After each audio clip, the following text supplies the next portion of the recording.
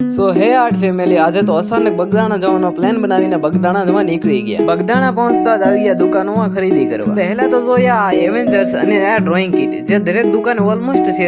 આ ત્રીજી દુકાન છે, પણ આ દુકાનમાં પણ ડ્રોઈંગ કીટ છે. આ કીટમાં કઈ વધારે તો છે નહીં, પણ કઈક બીજું કઈ આવતું હોય તો ખબર નહીં હું આવતું હોય. અને પછી મેં લઈ લીધી આ ઘંટડી. આને શું કહેવાય કોમેન્ટ કરજો, ને ક્યાં લગાડવામાં આવે છે એ પણ કોમેન્ટ કરજો. મતલબ કે એને ક્યાં રાખવામાં આવે છે, નાના ફાયદા શું છે એ કોમેન્ટ. પછી જોયું બાઇક અને સ્પોર્ટ કારનું કલેક્શન, અને પછી આવી ગયા બરફના ગોળા ખાવા. અને પછી જોયું આટલું બધું કારનું કલેક્શન, જેના દરવાજા ને બોનેટ પણ ઉઘડે છે. પણ આ કાર લોખંડની નહીં, ફાઈબર અને કસકડાની છે. તો ફાઇનલી એક કાર મને પસંદ આવી ને પછી આવી ગયા અમે જમવા. અને બગદાણા બાપા સીતારામના પ્રસાદની તો તમને શું વાત કરું, ખાઈને કઈક અલગ જ મજા આવે ને અલગ જ સ્વાદ આવે છે આ પ્રસાદમાં. આ ઘંટડીને મેં લીધી હતી ગાડીમાં લગાડવા માટે. આ ગાડીમાં એને શા માટે લગાડવામાં આવે છે કોમેન્ટ કરજો. મેં તો બસ ઘણા રાઇડરો પાસે જોઈ હતી એટલે લઈ લીધી. અને પછી દુકાનેથી સોડા લઈને નીકળી ગયા અમે ભગુડા તરફ. ભગુડા પહોંચતા રિસોર્ટ પાસે બેસીને પીને સોડા, અને ત્યાંથી સીધા જ પહોંચી ગયા અમે ભગુડા પહોંચી મોંગલમાના દર્શન કરીને દુકાનેથી લઈ લીધો નાસ્તો, ને ત્યાંથી નીકળી ગયા મહુવા તરફ ને આવી ગયા પિંગળેશ્વર મહાદેવ. પિંગળેશ્વર પહોંચીને કર્યા હનુમાન દાદા અને મહાદેવના દર્શન. એ આવી ગયા દરિયા કિનારે ને આવા નજારામાં ઘડીક બેઠા ને પછી અમે કર્યો નાસ્તો કરીને નીકળી ગયા અમે ઘર તરફ. બાકી હવે તમે ફોલો કરો આગળના વિડીયો માટે. જય માતાજી.